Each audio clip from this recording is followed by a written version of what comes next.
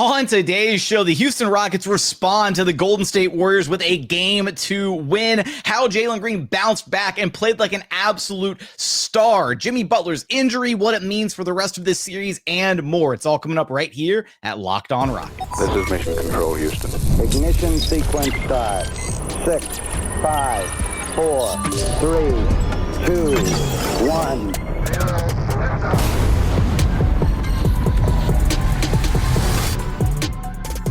The Rockets get a huge game to win, responding to the Warriors and evening the series up one game apiece. What is up, and welcome to another edition of Locked On Rockets, your daily podcast home for everything Houston Rockets basketball. As always, I'm your host, Jackson Gatlin, native Houstonian and credentialed media member. I'm also the host of Locked On NBA Thursdays. Be sure to follow along wherever you listen to your podcasts or on YouTube. Just search Locked On Rockets, where the best way you can help us grow our show is to listen every single day on a podcast platform of your choosing. Like, comment, subscribe on YouTube. Also, check out our Locked On Rockets newsletter. Would sincerely appreciate all of that support.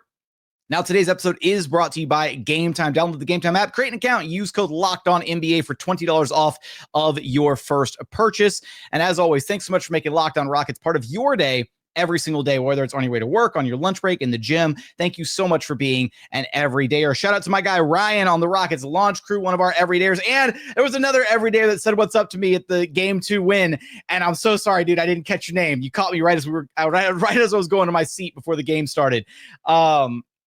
Appreciate both of you guys. And look, if you're an everydayer, you know what the drill is. Release the hounds. Release the hounds. Head on over to Locked On Warriors. Let them know what's up in their YouTube comment section. Rockets getting the 15-point win, 109-94 against the Warriors here in game two, evening the series up one game apiece. And there's so much to unpack from this game.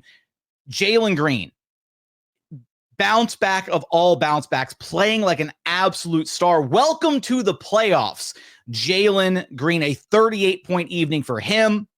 Alperen Sengun's two-way impact and how he was more of a facilitator in this game and how that really helped unlock more of the Houston Rockets offense. Of course, we'll talk about the Jimmy Butler injury and what that means for the rest of this series. So many different things to get into in this one, but we got to start with Jalen Green, because that's the story of this game for the Rockets.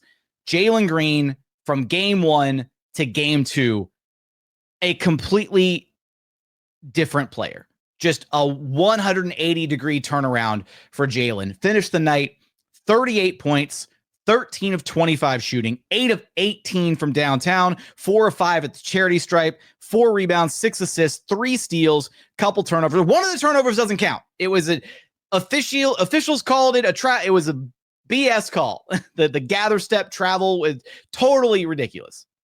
So one turnover. They need to rescind that turnover. But just an unreal performance from Jalen Green. Night and day difference from game one to game two. And you could tell the moment this game started, Jalen was locked in. And it wasn't just the scoring. It was everything that he was doing. It was the facilitating. It was the defense. Honestly, the defense might have been the most impressive part of this game for Jalen Green.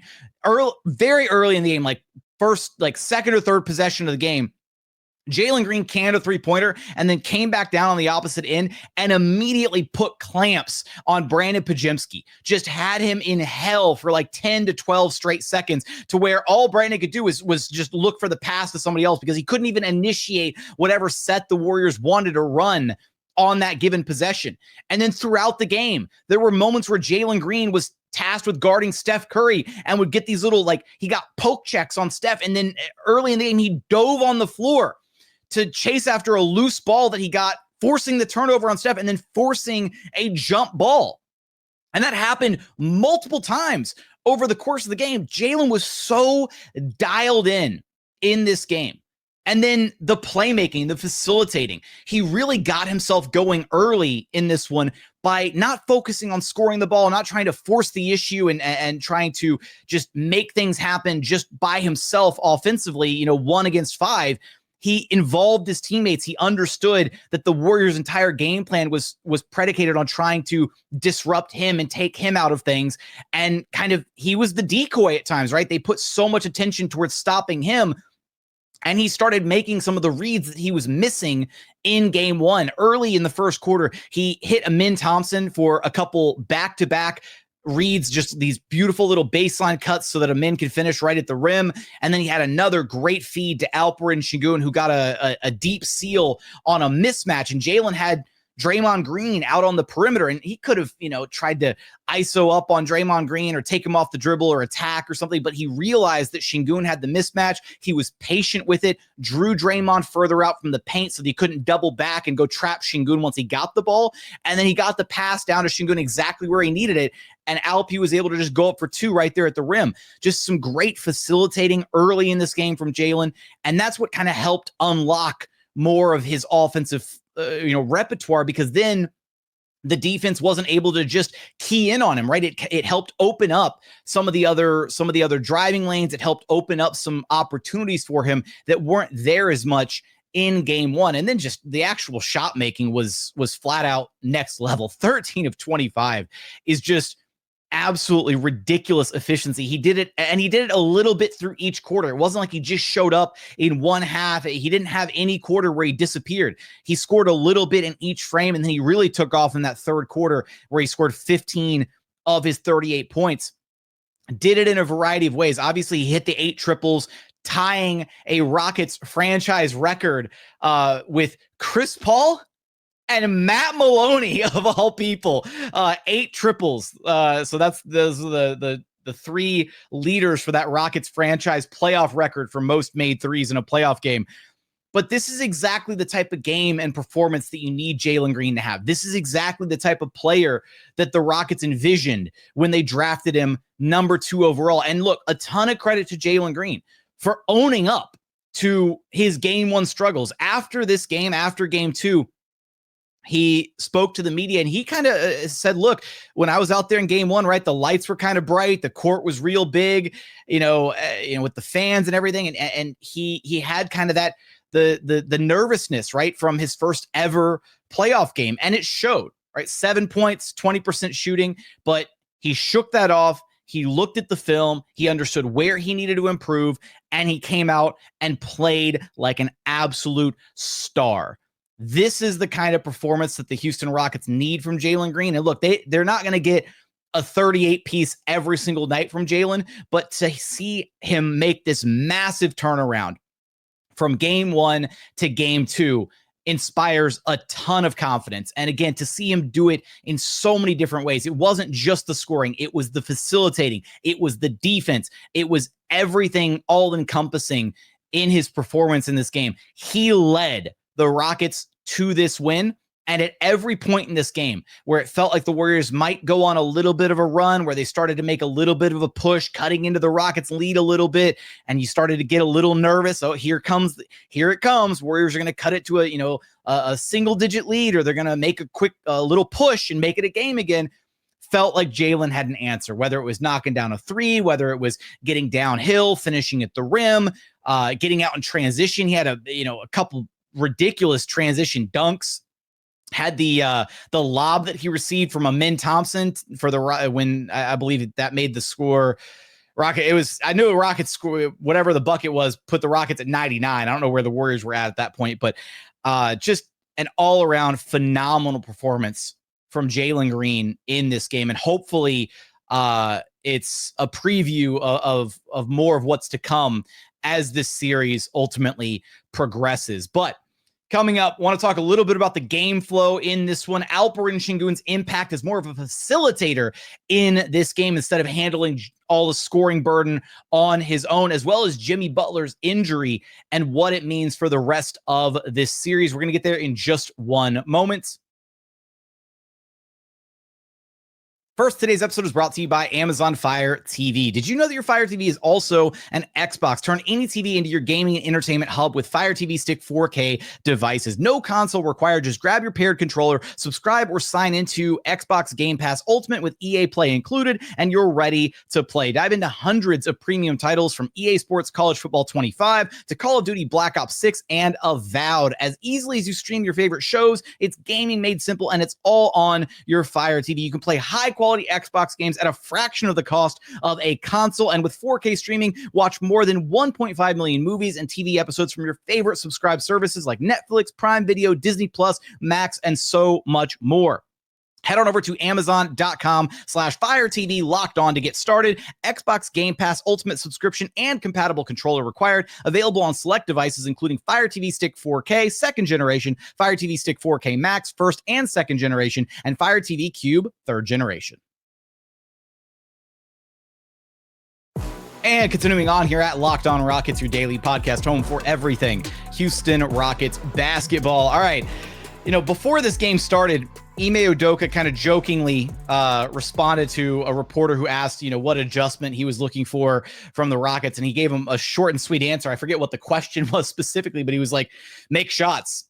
And as simple as it sounds, that's one of the things that the Rockets actually just did a lot better in this game. They just made shots. Shot 45% from the floor, 37.5% from three. That was the big one, right? They only hit 6 threes, 20% from downtown in game one. They were 15 of 40 in this game, 37.5%, significantly better from beyond the arc. Got much higher quality looks from downtown, and it helps when Jalen Green knocks down 8 triples himself. Had more than the entire rest of the team combined. So when your star player is on that kind of a heater, it certainly helps the percentages out quite a bit. But they were also significantly better at the free throw line too, 16 of 20 there as opposed to 11 of 20 in game one. So across the board, the Rockets shooting was just significantly better, right? And you knew that those numbers would improve in game two because they were just so bad in game one. And that's kind of the volatility of NBA basketball on a game-to-game basis. And that's why you play a 7-game series. Occasionally, you're going to have an off night, bad shooting night, whatever. But the Rockets certainly got back to form a little bit with their shot making here in this game. And the defense stayed consistent, right? They held the Warriors to 94 points. The defensive intensity was there. And yes, the Warriors are a significantly easier team to contain when you don't have to worry about having Jimmy Butler out there, which, again, he only played the first 8 minutes before leaving the game due to injury. We'll talk about that and kind of what the impact that it's going to have on the rest of this series. Obviously that situation was really unfortunate. The discourse online around it is kind of ridiculous at this point where, people are saying, fans are saying Ime Thompson's a dirty player and this, no, like Ime Thompson was trying to crash the offensive glass and got kind of like plinkoed between Steven Adams and Draymond Green, trying to, get between the two of them, and just fell and tried to brace his fall. And it just so happened that the timing was right as Jimmy Butler was going up for a defensive rebound. And so he undercut Jimmy Butler accidentally, and then Butler just hit the ground really hard. So first and foremost, hope that Jimmy's okay. But we'll talk about his injury and kind of what that means potentially for the rest of the series in just a moment. But as far as the game flow is concerned, I mean, once Jimmy was out, it really hurt the Warriors and it kind of limited what they could do offensively, and it allowed the Rockets to key in even further defensively on Steph Curry. They limited him to just 20 points on 6 of 15 shooting and forced him into 6 turnovers. At that point, the Warriors really just didn't have any other options. They didn't have anybody else that could really fill that Jimmy Butler role offensively for them. And because the Rockets were able to dial up the intensity and really hone in on Steph Curry, it really put kind of a stranglehold on what the Warriors could ultimately do offensively. Rockets they stayed aggressive defensively. They do what they do on the defensive side of the ball. And, Warriors just didn't get anything from anywhere else. I mean, Quentin Post gave them 12 points. Jonathan Kuminga gave them 11. They got 12 from Moses Moody, but they just did not have enough scoring pop without Jimmy in the lineup. So we'll talk more about that in just a second. But elsewhere for the Rockets, and this was a big factor in this game, Alperen Sengun, who's I don't want his night to be overlooked because Jalen's game was phenomenal, right? And Jalen Green is the headliner, the blockbuster of this Rockets game for sure. but Sengun was really, really effective in a different way compared to game one. First off, he finished a team high plus 28. The Rockets just flat out won the minutes where Alperen Sengun was on the floor. He finished with 17 points, 16 rebounds, 7 assists, 2 steals, had a few turnovers, 6 of 15 shooting. So an inefficient night from Alp compared to game one, where he was just feasting, 11 of 18 shooting overall in that game. But the main difference here is in game one, right? The Warriors were so willing to just let Alp work one-on-one and let him get his. And because of that, because Alp played one-on-one so much in that game, it kind of prevented other guys from really getting into a rhythm, right? Really establishing, the Rockets offense and getting everybody involved a little bit, making sure everybody got some touches, that kind of, that sometimes you, sometimes me, always us mantra. And because then as the game progressed and they didn't continue feeding Sengun and just letting him get up, 25, 30 shot attempts, other guys weren't in rhythm. They were rusty. They didn't have, a good lather going. They weren't in it. In this game, it very much felt like the Rockets made it a point to kind of spread the basketball around, get other guys involved, get other looks going. They didn't really go to the hunting Steph Curry as much as they did in game one, which I thought was a significant improvement offensively. Clearly, they did a lot more with Jalen Green and got him a lot more involved early on as both a facilitator and a scorer, and that obviously worked out pretty well for them. But the big part to me was using Alperen Sengun as a facilitator in the middle of the floor, using him as a screener, using him as a hub, using him as a decoy. And that helped a ton. And that, it feels like that is when the Rockets are at their absolute best, when Alp is able to be kind of your secondary or even tertiary scorer, and when you're really leveraging his ability as a facilitator to unlock the game for other guys, right? Making those easy reads, right? You have the Warriors putting all that defensive pressure on Jalen. He gets blitzed on the perimeter. You get the outlet pass to Alp, and he's on the short roll, and then he makes the decision from the middle of the floor, whether that's kicking it out to a shooter, whether that's him scoring the ball, whether that's hitting a cutter who's coming in from the baseline.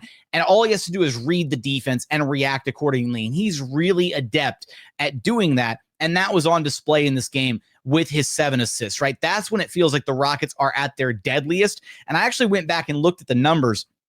Rockets are 11-4, or went 11-4 in the regular season when Alperen Sengun had 7 or more assists. And that kind of matches the eye test, right? When Alp is facilitating the basketball, first off, it means guys are making shots, which is a big part of the recipe for success. But it also means that he's getting other guys involved. And when more guys are involved, it just works better for the Rockets as a team, right? They had so many different guys contributing in this game, 5 different players scoring in double figures. You had Dillon Brooks, who kind of got to his little mid-range game and was, hitting some tough contested turnarounds. Ime Thompson with his 11 points had some really great baseline cuts.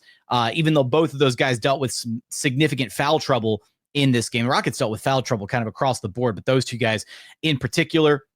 And then Tari Eason was huge off the bench with 14 points on 6 of 9 shooting. Nice. And so it really felt like Sengun helped kind of unlock some of the Rockets offense. It started with Jalen Green and the pressure that the Warriors defense was committing towards him, but then it was up to Jalen to then read how the defense was going to try and cover him and then get the ball to Alp in those short roll situations and let him work from the middle of the floor. And it played out beautifully in this game. I also want to give Sengun a ton of credit for his defense, right? This is a guy that all the worries and everything going back for years was, he's going to get played off the court in the playoffs. Teams like the Warriors are going to expose him. If there was ever a team that was equipped to, quote unquote, play Sengun off the floor, it would be the Warriors. And now we're two games into this series, and Sengun has absolutely held himself up on the defensive side of the ball. He's capable of the Rockets' defensive scheme where they wanted to force the ball out of Curry's hands. They want to pressure him a lot, switching out onto him, whether it's, way out beyond the 3-point line to kind of blow up the initial action or coming off a screen, understanding. There was a single possession where Al Peak somehow got mismatched on Steph Curry as the Warriors were walking the ball up the court trying to set their offense. And Steph was off ball, and Sengun was just face guarding him and completely prevented Steph from even getting the basketball on that possession. I can't remember what actually happened the rest of the possession, but I was just blown away by Sengun and his ability to move his feet and move laterally enough to stay with Steph and to just prevent him from even getting the basketball. Now, if Steph had actually gone to the ball, then, I'm sure he could have gotten a little handoff and then done something with it. But it was just really impressive defense from Sengun, and he continues to impress on that side of the basketball. Again, a team high plus 28 in this game for Alperen Sengun. Coming up, want to talk about the Jimmy Butler injury, what it means for the rest of this series, plus final thoughts from this game. We're going to get there in just one moment.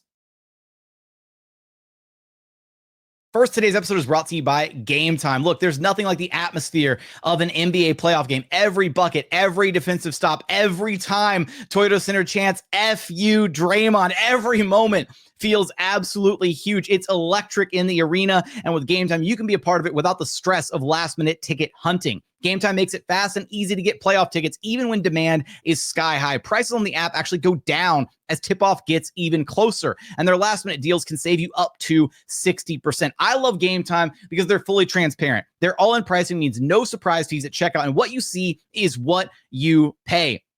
Love that. No hidden fees. I hate that with other sites.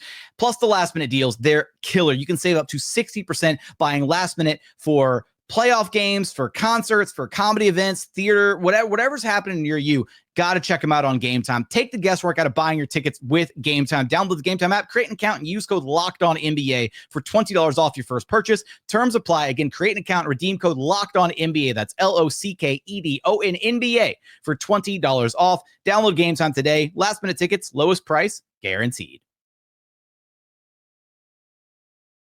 And final segment here at Locked On Rockets, your daily podcast home for everything Houston Rockets basketball. I want to handle the Jimmy stuff really quick and then kind of talk about a couple of the other things that happened in this game. First off, this is such a chippy game.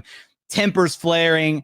There's going to be a fight at some point in this series. There absolutely is. Like, somebody's going to throw some hands in this series. And hopefully it won't lead to any ejections for the Rockets. Hopefully Dillon Brooks keeps his word. We're going to talk about I'll get some of that stuff off my chest, but let me handle the Jimmy stuff first. So I talked about it there a little bit in segment 2, but obviously prayers up for Jimmy. I hope he's okay, right? You hate to see a player get hurt, especially in a fall that's as dangerous as that one was, landed flat on his back.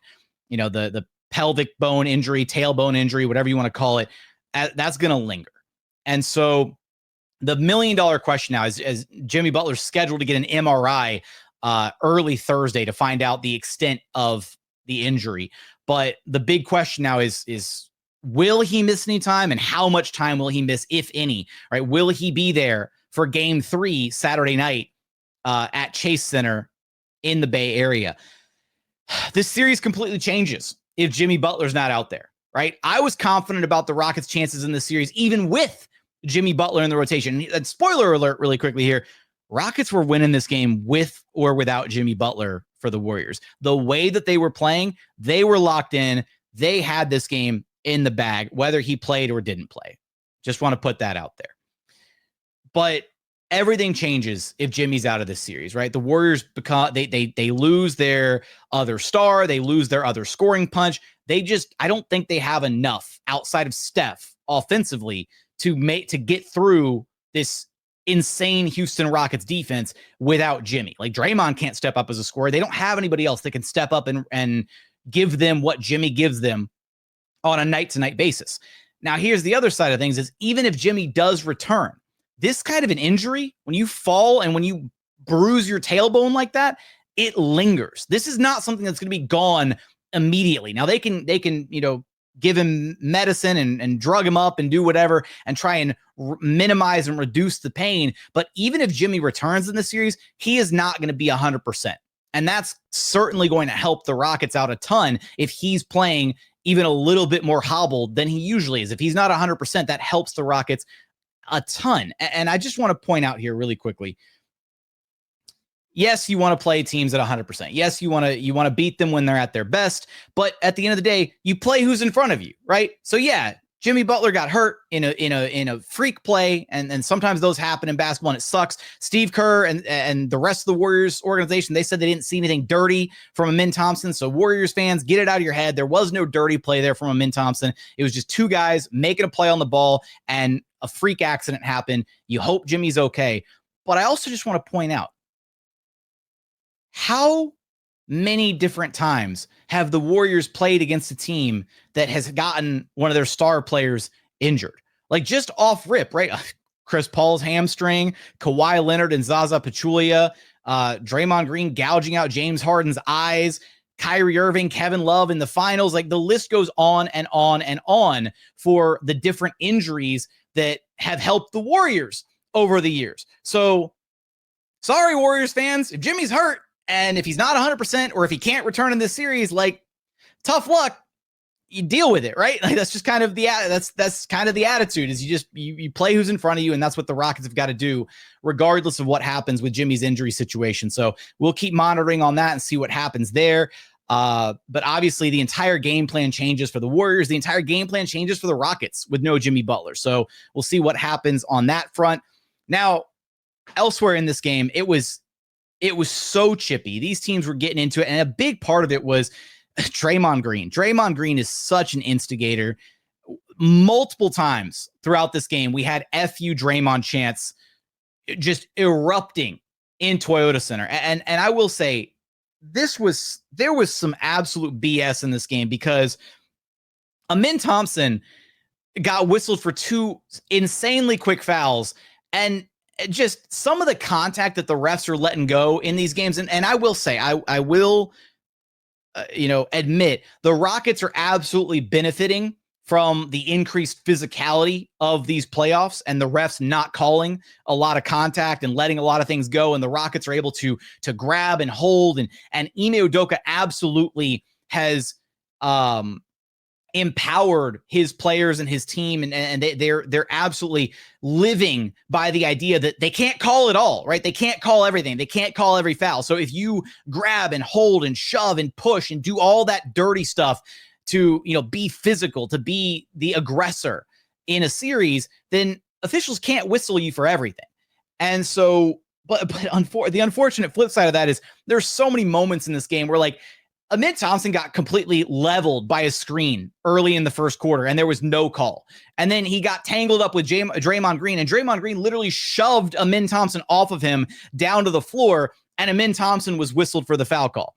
And then later, Draymond Green got tangled up with Dillon Brooks and actually fouled Dillon Brooks on a turnaround jumper. DB got knocked down, and that was no call. And then on the run back, Dillon and Draymond got tangled up, and Draymond shoved Dillon off of him, and it was a foul on Dillon Brooks.